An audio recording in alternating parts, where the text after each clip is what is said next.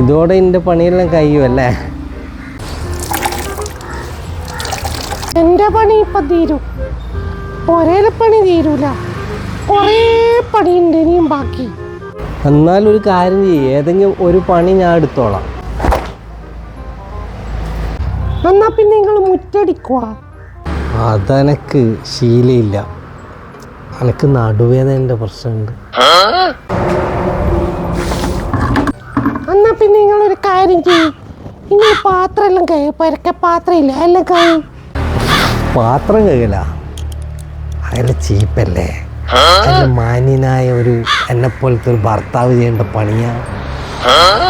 എന്നാ പിന്നെ നിങ്ങളൊരു കാര്യം ചെയ്യും, പിന്നെ ഭക്ഷണമൊന്നും ഉണ്ടാക്കിയിട്ടില്ലല്ലോ, എല്ലാവർക്കുള്ള ഭക്ഷണങ്ങൾ ഉണ്ടാക്കാം. അങ്ങനെ ഭക്ഷണം